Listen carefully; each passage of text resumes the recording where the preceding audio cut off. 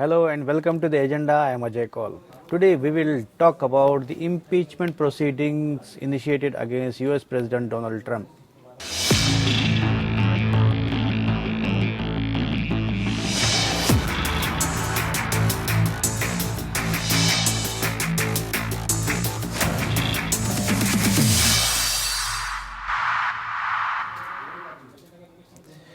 Impeachment proceedings have formally been launched against US President Donald Trump in the American Parliament in connection with January 6 violent attack on the Capitol. The voting will take place on the impeachment motion in the House of Representatives tomorrow, just a week before Trump's tenure ends. So, will Trump be impeached? What will it mean if he is impeached? We will discuss such questions in the agenda today. We have with us retired diplomat Ambassador Dr. Deepak Vora. From the US, we are joined by Lalit Jha, a senior journalist and chief US correspondent of PTI. But before we begin our conversation, let's have a look at this small report.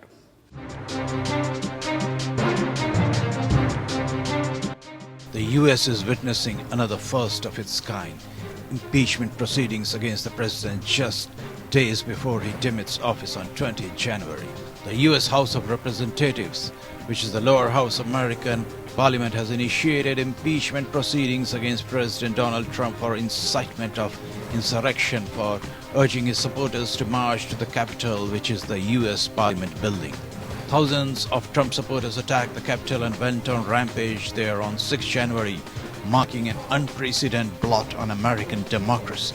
The House of Representatives will vote on the impeachment motion Wednesday morning after considering legislation that calls on Vice President Mike Pence to invoke the 25th Amendment to remove Trump from office before 20 January.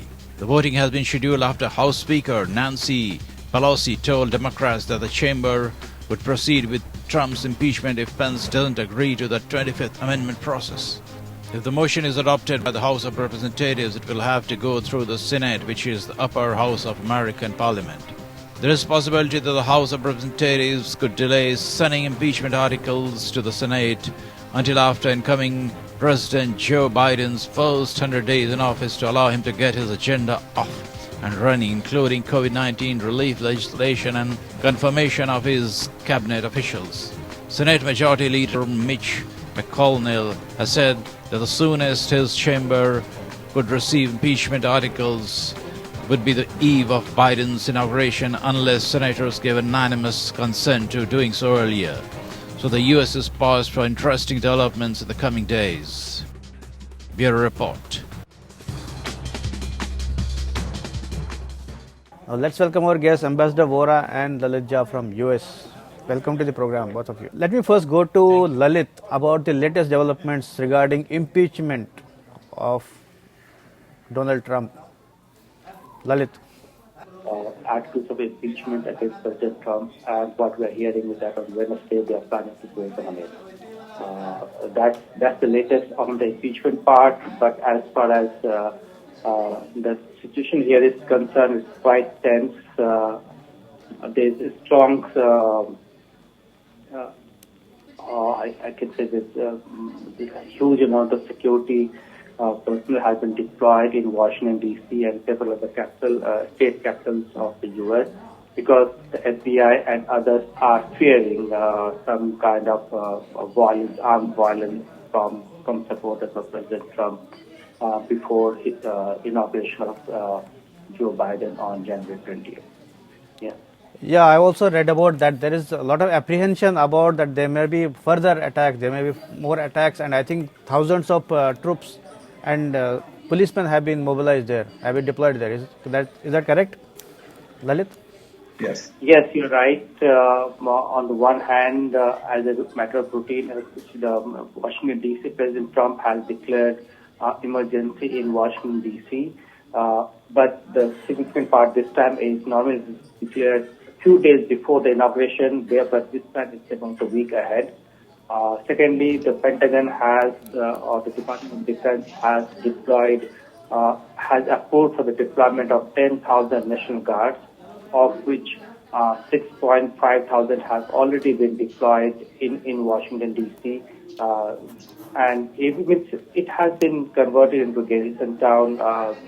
Security forces with armed and riot gears could be seen in every nooks and corners of the city. This kind of tight security arrangement has not been seen in the past before the inauguration. All the security and FBI yesterday wrote an internal note to its employee about the seriousness of this issue. Right. Ambassador Vora, I come to you. As you heard Lalit giving us a detailed situation report, rather.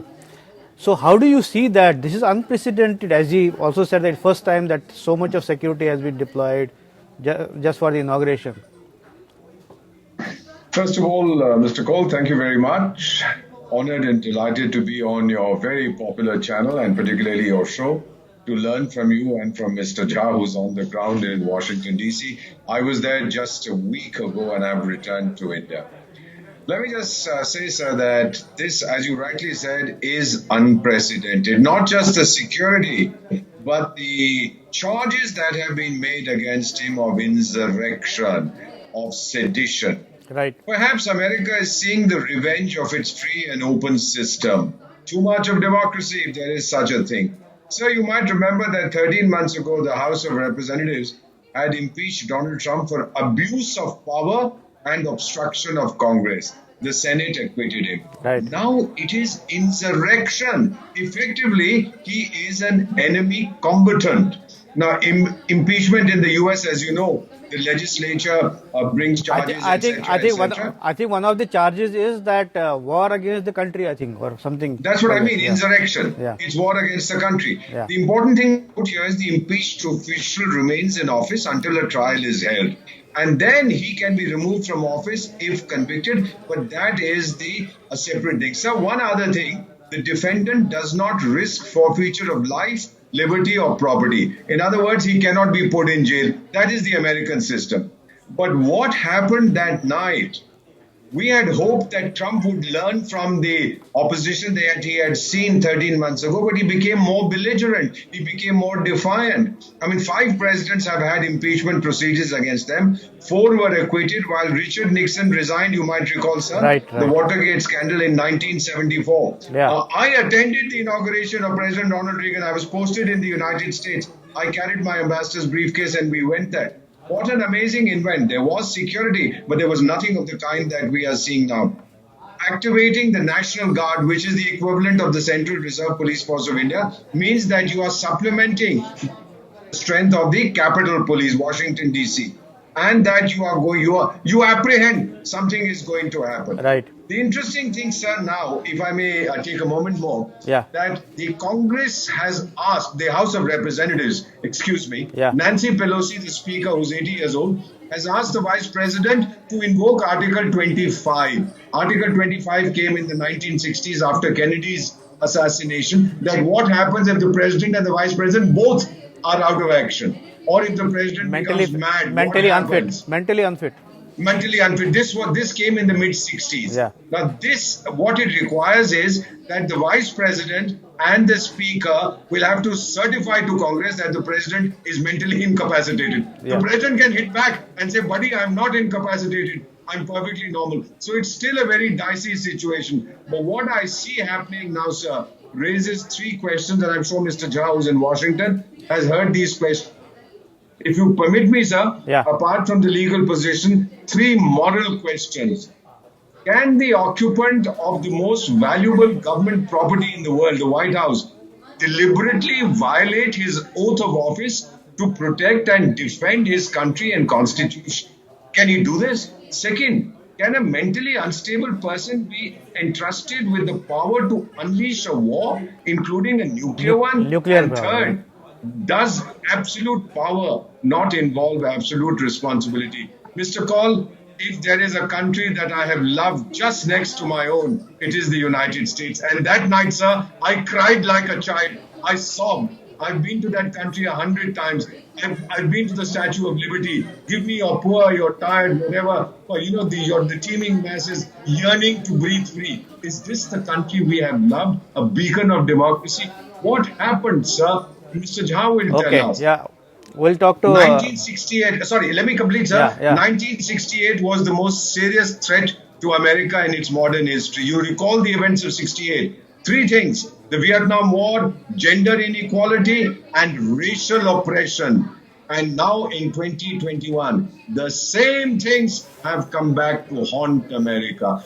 But America, like India, has the amazing ability to self correct. It will, sir. It will emerge stronger.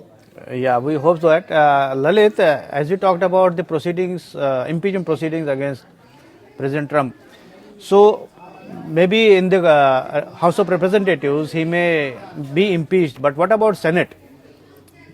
How do you see the? I mean, how do you foresee the situation? Will he be impeached? After the impeachment proceedings are over in the House, which will go through because the Democrats have the simple majority in the House. But in the Senate, to cross the impeachment, they need around two-thirds of the votes of 100-member Senate. In the Senate, both the parties have 50-50 each, with the Vice President after January 20th, he would be casting the vote. So that will tilt the balanced majority in the favor of Democrats with one vote, 51 votes. But they still need around 16, 17 more Republicans in support of more Republican senators to impeach and remove President Trump from office. At this point of time, although there are several Republican senators are expressing their support, or at least a few of them, but to get to 16, 17 additional senators from the Republican Party to vote against Trump, who would not be a president after January 20th, I think it's a difficult thing. Let's see how it goes. But as of now, I guess the Democrats would not be able to muster enough votes in the Senate to impeach President Trump. So one important thing is Lalit, like the role of Vice President Pence is very key right now, isn't it? Oh, Yeah. absolutely. The You know, question is to me, he has to last decide to week, invoke Article 25 Trump Yeah. and about it. Yeah, Lalit, yeah. there's increasing pressure.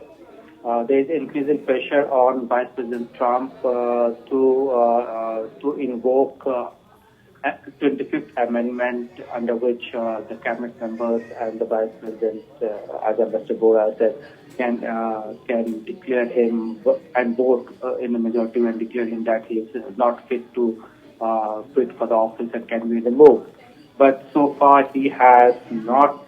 He has the reluctance to invoke 25th Amendment to remove President Trump. In fact, yesterday the Democrats tried to bring in a unanimous resolution on this regard, which the Republicans refused to do that. So I don't think so that in 25th Amendment could be invoked to remove President Trump. There's argument from the Republican side, the senior leadership, even those who have been opposing President Trump, that these steps are vindictive. What the country right now needs is unity and healing, and these attempts are not helpful in this regard. Okay, Ambassador Vora, many people are asking, there are only 5-6 days left for Trump to demit office.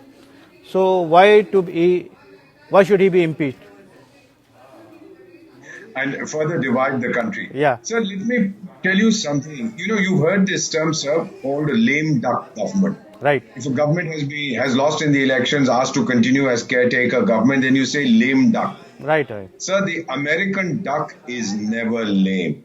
Till 11:59 p.m. on the 20th, he can actually declare nuclear war, unless the chiefs of the army or his defense secretary says this is an unlawful order and I will not obey.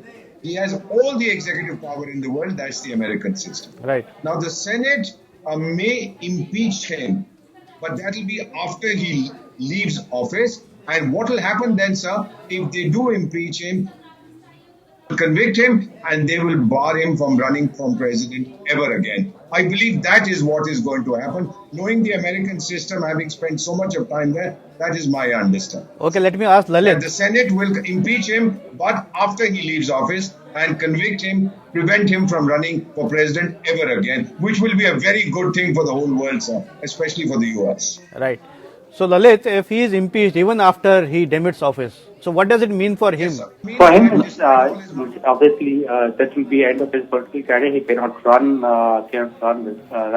for presidency again. This might be crucial because there has been some talk, serious talks within his supporters base that he should declare to run in 2024 for presidency again. So that might end it. But there have been other his support base, and there are other leaders of the same which can pop up some other leaders to run in 2024. So more than that, there may be disgrace attached to his name as the president, is it?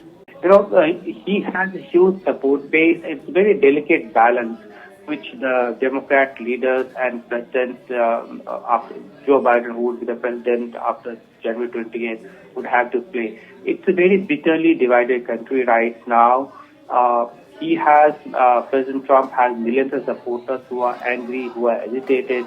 A strong U.S. is very important. A strong and stable U.S. is very important for the world peace at this point of time. Any kind of instability and throwing this country into a kind of, I don't think it's going headed towards a civil war, but unstable and violence in this country would have a strong implications globally as well. So President Joe Biden would have a very important role in taking steps which should be healing in nature to unify the country and not to further divide it. And steps like this would take the country in that direction. But again, there's another point that if you don't take steps like this or steps which should be seen as a deterrent or preventive, so that no other leaders in the future can indulge in violence or be self-destructive in the future. So this is a very delicate balance which Joe Biden has to do. And given that he has 50 years of experience in public life, he became the senator in early 70s. Yeah. At that time when the U.S. was trying to have established a good relationship with China. He became the senator at that time. Now it's so much time has passed. So I guess he will put in all his experience into it and bring the country back on track. Yeah, Ambassador Vora, I wanted to say something. When I interrupt, yeah, please. So that one of the interesting things that I'm going to be watching, because for the impeachment in the House of Representatives, we are looking at 36 hours from the moment that I'm speaking to you. Right. One of the interesting things I'm going to watch is whether he will pardon himself. The jury is still out on that one. Can the president sign an executive order saying, "Maine apne aap ko maaf kiya"? I'm not quite sure if that can be done. No one knows, it's never happened before. But then Trump is known to break conventions. But possibly he will be saved by the Senate. I mean, he may sail through there, I guess.